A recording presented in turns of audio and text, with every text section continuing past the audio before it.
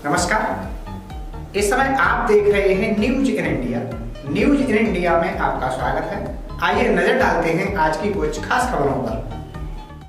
Times now summit में आज केंद्रीय गृह मंत्री अमित शाह ने केंद्र सरकार के फैसलों, दिल्ली चुनाव, शाहीन बाग और नागरिकता संशोधन कानून समेत सभी मुद्दों पर विस्तार से बातचीत की। केंद्रीय गृह मंत्री ने कहा कि बीजेपी के लिए चुनाव केवल सत्ता हासिल करने का रास्ता नहीं है, इसका मुख्य उद्देश्य पार्टी विचारधारा का विस्तार करना है। दिल्ली चुनाव के नतीजों पर उन्होंने कहा कि ये सीएए और एनआरसी पर जनादेश नहीं है, लेकिन पार्टी विनम्रता से लोगों के फैसले को स्वीकार करती है।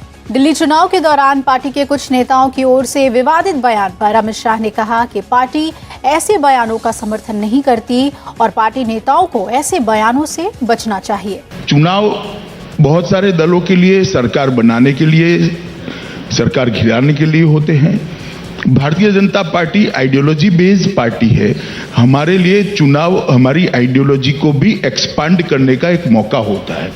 इसलिए भारतीय जनता पार्टी का जहां तक सवाल है, सिर्फ जय पराजय के लिए हम चुनाव नहीं लड़ते। जय पराजय के भी मायने हैं, इसके लिए भी लड़ते हैं, मगर सिर्फ जय पराजय के लिए हम नहीं लड़ते। चुनाव बहुत सारे मुद्दों को मिलकर एक कॉम्बिनेशन का एक रिजल्ट होता है, जिसमें से एक विचारधारा भी होती है। बिल्कुल विनम्रता से स्वीकार करता हूं कि हम चुनाव हारे हैं और एक जिम्मेदार विपक्ष के नाते दिल्ली में बैठकर बड़े स्पिरिट से ये सरकार ढंग से चले, इसकी चिंता करेंगे। मगर बाकी सब जो आपने कहा वो भी बयान नहीं देने चाहिए। पार्टी ने तुरंत ही अपने आप को अलग किया है।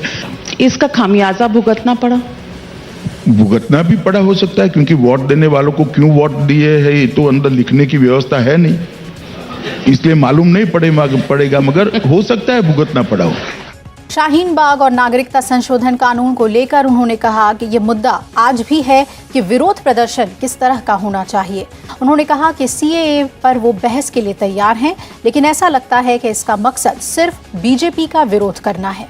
और ये आज भी मुद्दा है कि प्रोटेस्ट देश में कैसे होने चाहिए, किस प्रकार से होने चाहिए। डेमोक्रेटिक कंट्री में, डेमोक्रेटिक सेटअप में प्रोटेस्ट की व्याख्या क्या हो और किस मुद्दे पर किए जा सकते हैं, ये डिस्प्यूट का चर्चा का मुद्दा है ही, आज भी है। और इसमें हमारा एक मत है। जिस तरह से शाहीन बाग की तरफदारी करने वालों को अपना मत व्यक्त करने का अधिकार है, इस तरह से हमें भी तो हमारा मत व्यक्त करने का अधिकार है। जो सिटीजनशिप अमेंडमेंट एक्ट है उसमें कि किस प्रावधान के तहत, किस प्रोविजन के अंडर वो ऐसा फील करते हैं कि ये एंटी मुस्लिम या एंटी माइनॉरिटी है। और आप भी अगर स्टडी किया हो, ऑडियंस में भी किसी ने स्टडी किया तो जरूर बताएं। मुझे कोई आपत्ति नहीं है चर्चा करने में। अगर विरोध करना ही है भारतीय जनता पार्टी का और विरोध के लिए निकलना ही है, मुद्दा हो या न हो, तो फिर तो हो ही सकता है।